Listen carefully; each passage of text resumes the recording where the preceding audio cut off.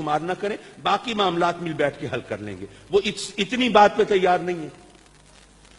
اچھا ممکن ہے کہ کوئی شخص کہے کہ ہاں جی وہ ان پر تو آپ بتا رہے ہیں اصل فرق کیا ہے، لیکن اپنی بات گول کر جاتے ہیں، آپ پر جو الزامات ہیں ان کا ذکر ہی نہیں.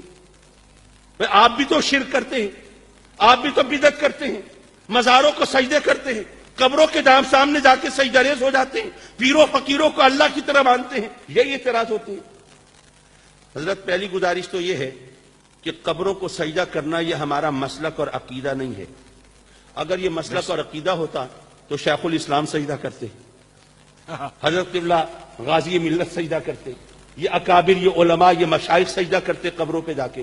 کبھی آپ نے کسی بزرگ کو، کسی عالم کو، کسی مشائخ میں سے کسی کو آپ نے سجدہ کرتے دیکھا ہے قبر پہ؟ یقیناً نہیں.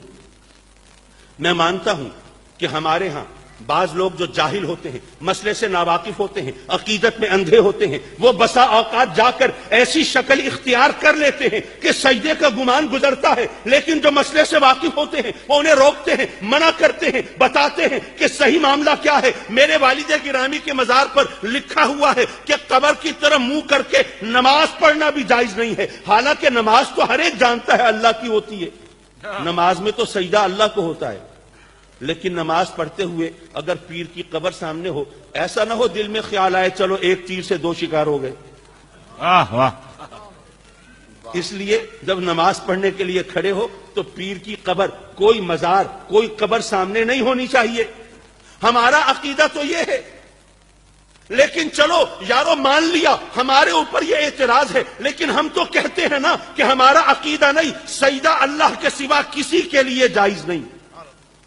اللہ کے سوا اگر کوئی کسی کو سجدہ عبادت کرے تو شرک ہے، اور سجدہ تعظیمی کرے تو حرام ہے. اللہ کے سوا کسی کو سجدہ کرنا جائز نہیں ہے. اور ہم علل اعلان کہتے ہیں جو اگر پیروں فقیروں کو، قبروں کو سجدہ کرے اس کا ہم سے کوئی تعلق نہیں. تم بھی کہہ دو جنہوں نے آقا کریم کی شان میں گستاخیاں کی ان کا ہم سے کوئی تعلق نہیں. لیکن حضرت ایک فرق ہے، ذرا اس کی طرف میں بطور خاص توجہ مبذول کرانا چاہوں گا.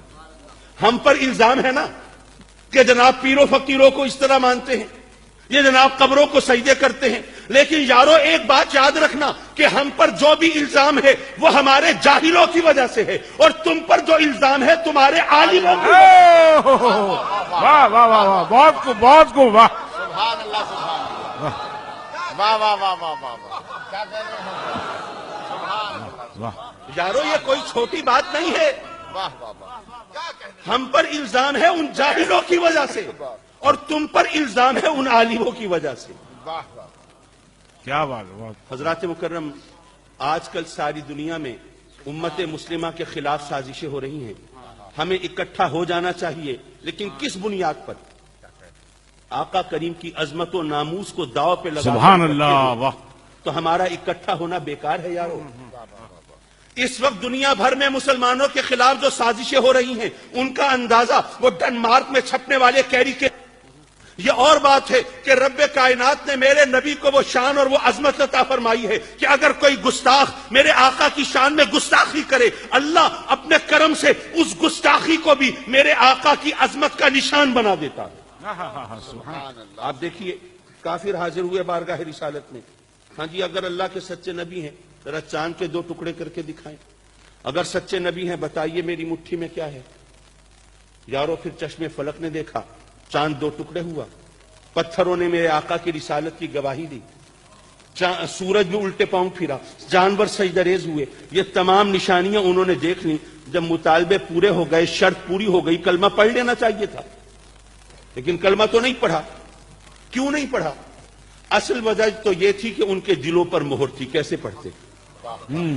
لیکن اصل وجہ اپنی جگہ پر، کوئی نہ کوئی ظاہری جواز تو تراشا ہوگا، کوئی نہ کوئی بہانہ تو پیش کیا ہوگا، کوئی نہ کوئی ٹوٹا پھوٹا لولا لنگڑا بھجا ترٹا بہانہ کوئی تو دیا ہوگا. وہ بہانہ کیا تھا؟ انہوں نے کہا کہ نہیں جی ہاں چاند تو 2 ٹکڑے کر دیا، یہ پتھروں سے بھی کلمہ پڑھوا دیا، لیکن کلمہ نہیں پڑھیں گے، نبی نہیں مانتے. وہ اس لیے کہ یہ آپ کی نبوت کی دلیل نہیں ہے، یہ تو جادو ہے. معاذ اللہ انہوں نے میرے آقا کو جادوگر کہا معاذ اللہ، کہ یہ تو بہت بڑے جادوگر ہیں، آسمان پر بھی ان کا جادو چلتا ہے. یارو میرے نبی کو جادوگر کہنا یہ تہمت ہے کہ نہیں ہے؟ گستاخی ہے کہ نہیں ہے؟ میرے آقا کی نبوت اور رسالت